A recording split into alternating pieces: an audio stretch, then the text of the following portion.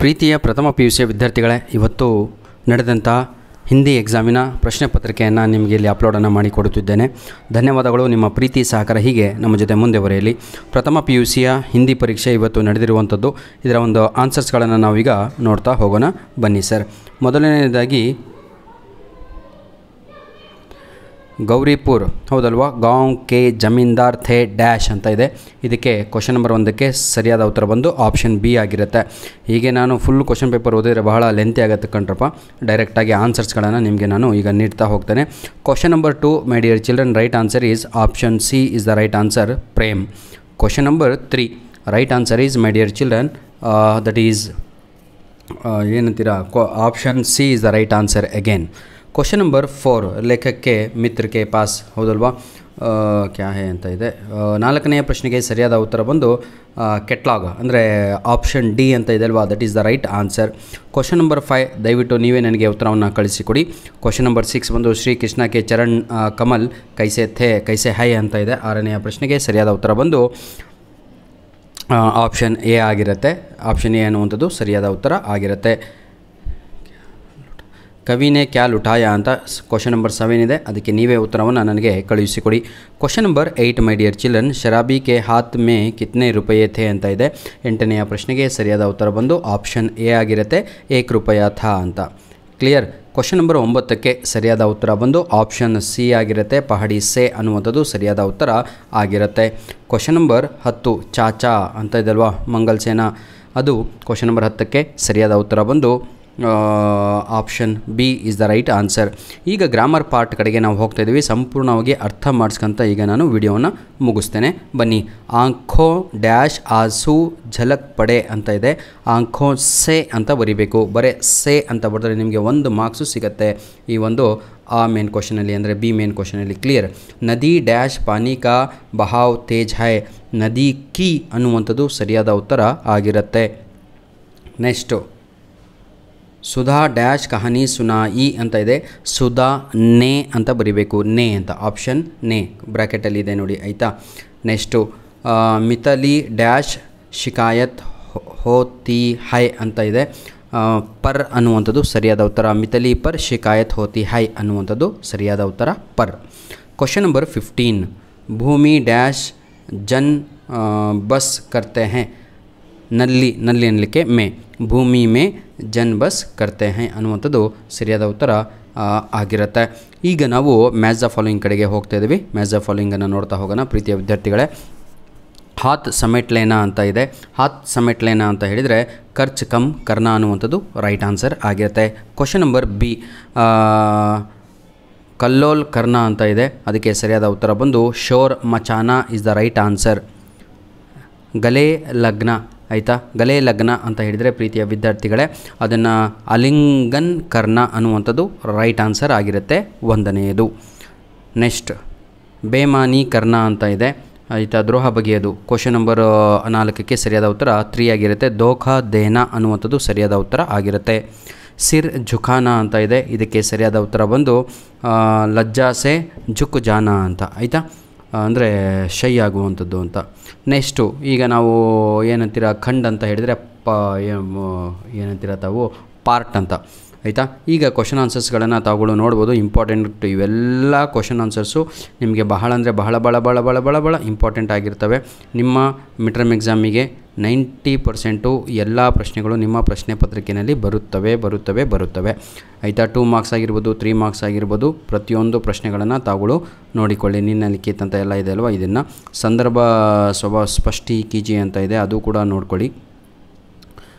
ಬನ್ನಿ ಸರ್, ಈಗ ಗ್ರಾಮರ್ ಇದೆ, ಅದನ್ನು ಸಂಪೂರ್ಣವಾಗಿ ನಿಮಗೆ ನಾನು ಅರ್ಥ ಮಾಡಿಸ್ತಾ ಕಂಪ್ಲೀಟನ್ನು ಮಾಡ್ತೇನೆ. ಅಥವಾ ಅಂತ ಇದೆ, ಯಾವುದಾದ್ರೂ ಒಂದು ಬರೆದ್ರೆ ಸಾಕು ತಾವುಗಳು, ಇಲ್ಲಿ ಮೋಹಾವರೆ ಆಗಿರ್ಬೋದು. ಬನ್ನಿ ಈಗ ನಾವು ಖಂಡ್ ಗ ಅಂತ ಇದೆ, ಇದನ್ನು ನೋಡ್ತಾ ಹೋಗೋಣ, ಆಯಿತಾ. ನಿನ್ನೆ ಲಿಖಿತ ಪ್ರಶ್ನೋं से किन्हीं 3 प्रश्नों के उत्तर लिखिए ಅಂತ ಇದೆ. ಯಾವುದಾದ್ರೂ 3ಕ್ಕೆ ಆನ್ಸರನ್ನು ಬರೀರಿ. 6 ಪ್ರಶ್ನೆಗಳನ್ನು ಇಲ್ಲಿ ನೀಡಲಾಗಿದೆ, ಆಯಿತಾ. ಈಗ ನೋಡಿ ಯಾವುದು ನಮ್ಮ ಗ್ರಾಮರ್ ಪಾರ್ಟ್ ಬಂತು. ಇಲ್ಲಿಂದ ನಾವು ಈಗ ಗ್ರಾಮರ್ ಪಾರ್ಟನ್ನು ನೋಡ್ತಾ ಹೋಗೋಣ. ವಾಕ್ಯ ಶುದ್ಧ ಕೀಜಿಯೇ ಅಂತ ಇದೆ. ವಾಕ್ಯ ಶುದ್ಧ ಕೀಜಿಯೇ ಅಂತ ಹೇಳಿದರೆ ಪ್ರೀತಿಯ ವಿದ್ಯಾರ್ಥಿಗಳೇ, ಉಸೆ ಬಹುತ್ ಗುಸ್ಸಾ ಆತಿ ಹೈ ಅಂತ ಇದೆ, ಆಯಿತಾ. ಉಸೆ ಹೌದಲ್ವಾ, ಗುಸ್ಸಾ ನೋಡಿ ಗುಸ್ಸಾ ಸ್ಪೆಲ್ಲಿಂಗು ತಪ್ಪಿದೆ, ಅಲ್ಲಿ ಗು ಅಂತ ಮಾಡಬೇಕು, ಢೂ ಅಂತ ಆಗಿಬಿಟ್ಟಿದೆ. ಉಸೆ ಬಹುತ್ ಗುಸ್ಸಾ ಆತಾ ಹೈ ಅಂತ ಬರೀಬೇಕು. ಆ ತಿ ಅಂತ ಇದೆ, ತಿ ತಪ್ಪು, ತಾ ಅಂತ ಮಾಡಬೇಕು. ನೆಕ್ಸ್ಟು ತುಮ್ ಜಾ ಸಕ್ತಾ ಹೈ ಅಂತ ಇದೆ, ಅಲ್ಲಿ ಸರಿಯಾದ ಉತ್ತರ ತುಮ್ ಜಾ ಸಕ್ತೆ ತೇ ಅಂತ ಆಗಬೇಕು. ತಾ ಆ ಲೈನ್ ಡಿಲೀಟ್ ಮಾಡಿ ಮೇಲ್ಗಡೆ ಇದಕ್ಕೆ ದೀರ್ಘ ಹೊಡಿಬೇಕು. ಸಕ್ತೆ ಹೋ ಅಂತ ಆಗಬೇಕು. ಹೈ ಅಂತ ಇದೆ, ಹೋ ಅಂತ ಆಗಬೇಕು. ತುಮ್ ಜಾ ಸಕ್ತೆ ಹೋ ಅಂತ ಮಾಡಬೇಕು. ಆಯಿತಾ, ಮೇಲ್ಗಡೆ ಡಿಲೀಟ್. ನೆಕ್ಸ್ಟು ರೋಗಿ ಕೋ ಕಾಟ್ ಕರ್ ಸೇಬ್ ಖಿಲಾವೋ ಅಂತ ಇದೆ, ಹೌದಲ್ವಾ? ರೋಗಿ ಕೋ ಸೇಬ್ ಕಾಟ್ ಕರ್ ಖಿಲಾವೋ ಅಂತ ಆಗಬೇಕು. ಸೇಬ್ ಈ ಕಡೆ ಹೋಗಬೇಕು, ಕಾಟ್ ಕರ್ ಆ ಕಡೆ ಹೋಗಬೇಕು. ಇಷ್ಟೇ ಡಿಫ್ರೆನ್ಸು. ಆಯಿತಾ, ವಾಕ್ಯ ಶುದ್ಧ ಕೀಜಿ ಅಂದರೆ ಎರರ್ ಫೈಂಡಿಂಗ್ ಅಂತ. ನೆಕ್ಸ್ಟು ಪ್ರೀತಿಯ ವಿದ್ಯಾರ್ಥಿಗಳೇ, ಕ್ವಶನ್ ನಂಬರ್ 42 ಕಡೆಗೆ ನಾವು ಈಗ ಹೋಗ್ತಾ ಇದ್ದೀವಿ. ನಿನ್ನೆ ಲಿಖಿತ ವಾಕ್ಯಾಂಕೋ ಸೂಚನಾನುಸಾರ ಏನಿದು ಬದಲಿಯೇ ಅಂತ ಇದೆ. ಏನೇನು ಕೊಟ್ಟಿದ್ದಾರೆ ನೋಡೋಣ. ಭೂತಕಾಲ್ ಮೇ ಬದಲಿಯೇ ಹಾಗಿದ್ರೆ ಪಾಸ್ಟ್ ಟೆನ್ಸಲ್ಲಿ ಚೇಂಜ್ ಮಾಡಬೇಕಂತೆ. ಆಶಾ ಗಾನ ಗಾತಿ ಹೈ ಅಂತ ಇದೆ. ಇದಕ್ಕೆ ಸರಿಯಾದ ಉತ್ತರ ಬಂದು ಪ್ರೀತಿಯ ವಿದ್ಯಾರ್ಥಿಗಳೇ ಆಶಾನೇ ಗಾನ ಗಾಯ ಅಂತ ಬರೀಬೇಕು. ಯಾಕಂದರೆ ಭೂತಕಾಲ ಅಲ್ವಾ, ಗಾನ ಗಾಯ ಅಂತ. ಗುರೂಜಿ ರಾಂಪುರ್ ಕೆ ನಿವಾಸಿ ಥೇ ಅಂತ ಇದೆ, ವರ್ತಮಾನ ಕಾಲದಲ್ಲಿ ಬರೀಬೇಕು. ಇದನ್ನು ಗುರೂಜಿ ರಾಂಪುರ್ ಕೆ ನಿವಾಸಿ ಹೈ ಅಂತ ಬರೀಬೇಕು. ಎಲ್ಲ ಸರಿ ಇದೆ. ಥೇ ಅಂತ ತೆಗೆದು ಹೈ ಅಂತ ಬರೆದ್ರೆ ಮುಗೀತು. ಹಾ ಬರೆದು ಮೇಲ್ಗಡೆ ದೀರ್ಘ ಹೇಳಿರಿ, ಮುಗೀತು. ನೆಕ್ಸ್ಟ್ ಭಾರತ್ ದೇಶ್ ಕಿ ಸೇವಾ ಕರ್ತಾ ಹೈ ಅಂತ ಇದೆ. ಭಗತ್ ದೇಶ್ ಕಿ ಸೇವಾ ಕರ್ತಾ ಹೈ ಇದನ್ನು ಭವಿಷ್ಯತ್ ಕಾಲದಲ್ಲಿ ಬರೀಬೇಕು. ಭಗತ್ ದೇಶ್ ಕಿ ಸೇವಾ ಕರೇಗಾ ಅಂದರೆ ಭವಿಷ್ಯತ್ ಕಾಲ ಆಗತ್ತೆ. ನೆಕ್ಸ್ಟು ಕ್ವಶನ್ ನಂಬರ್ 43 ನೋಡೋಣ. ಏನಿದು ರೂಪು ಲಿಂಗ ರೂಪ ಲಿಖಿಯ, ಹೌದಲ್ವಾ? ಪಂಡಿತಾಯಿನ್ ಅಂತ ಇದೆ ನೋಡಿ. ಪಂಡಿತಾಯಿನ್ ಕ್ವಶನ್ ನಂಬರ್ 43 ಪ್ರೀತಿಯ ವಿದ್ಯಾರ್ಥಿಗಳೇ. ಆಯಿತಾ, ಪಂಡಿತಾಯಿನ್ನಿಗೆ ಆಪೋಸಿಟು ಬಂದು ಇಲ್ಲಿ ಅನ್ಯ ಏನಂತೀರ ಪಂಡಿತ್ ಅನ್ನುವಂಥದ್ದು ಸರಿಯಾದ ಉತ್ತರ ಆಗುತ್ತೆ. ದೇವರ್ ಅಂತ ಇದೆ, ಇದಕ್ಕೆ ಆಪೋಸಿಟ್ ವರ್ಡ್ ದೇವರಾನಿ ಅಂತ ಬರೀಬೇಕು. ದೇವರಾ ಅಂತ ಬರೆದು ನೀ ಅಂತ ಬರೆದ್ರೆ ಮುಗೀತು. ನೆಕ್ಸ್ಟು ಅನ್ಯ ವಚನ ರೂಪ ಲಿಖಿ ಅಂತ ಇದೆ. ಕ್ವಶನ್ ನಂಬರ್ 44ಕ್ಕೆ ಅದೇ ಆನ್ಸರ್ ಬರೆದ್ರೆ ಮುಗೀತು. ಘರ ಅಂತ ಇದೆ, ಅದನ್ನೇ ಬರೀಬೇಕು, ಸೇಮ್ ಆನ್ಸರು. ಕ್ವಶನ್ ನಂಬರ್ 2 ಅದರಲ್ಲಿ ಕಥಾ ಅಂತ ಇದೆ, ಕಥಾಯೇ ಅಂತ ಬರೀಬೇಕು. ನೆಕ್ಸ್ಟ್ ಕ್ವಶನ್ ನಂಬರ್ 45 ನೋಡೋಣ. ಕ್ವಶನ್ ನಂಬರ್ 45 ಸಮಾನಾರ್ಥಕ ಶಬ್ದ ಲಿಖಿ ಅಂತ ಇದೆ. ಸಮಾನಾರ್ಥಕ ಅಂತ ಹೇಳಿದರೆ ಸಿನಾನಿಮ್ಸ್ ಅಂತ. ನವೀನ ಅಂತ ಇದೆ, ನವೀನ್ ಅಂದರೆ ಹೊಸತನ ಅಂತ. ಹಾಗಿದ್ರೆ ಹಿಂದಿನಲ್ಲಿ ಏನು ಬರೀಬೇಕು? ನಯ ಅಂತ ಬರೀರಿ ಅಥವಾ ನೂತನ್ ಅಂತ ಬರೀಬಹುದು. ನೆಕ್ಸ್ಟ್ ಜಂಗಲ್ ಅಂತ ಹೇಳಿದರೆ ಇನ್ನೊಂದು ಅದಕ್ಕೆ ಸಿನಾನಿಮ್ ಒನ್ ಅಂತ ಬರೀರಿ, ಒನ್ ಅಂತ. ಆಯಿತಾ, ಅಥವಾ ಕಾನನ ಅಂತ ಬರೀಬಹುದು. ನೆಕ್ಸ್ಟ್ ವಿಲೋಮ್ ಶಬ್ದ ಲಿಖಿ ಅಂತ ಇದೆ. ಮಜ್ಬೂತ್ ಅಂತ ಇದೆ. ಕ್ವಶನ್ ನಂಬರ್ 46 ಪ್ರೀತಿಯ ವಿದ್ಯಾರ್ಥಿಗಳೇ. ಮಜ್ಬೂತಿಗೆ ಇದಕ್ಕೆ ಕಮ್ಜೋರ್ ಅನ್ನುವಂಥದ್ದು ಸರಿಯಾದ ಉತ್ತರ. ಆಪೋಸಿಟ್ ವರ್ಡ್ ಕಮ್ಜೋರ್ ಆಗುತ್ತೆ.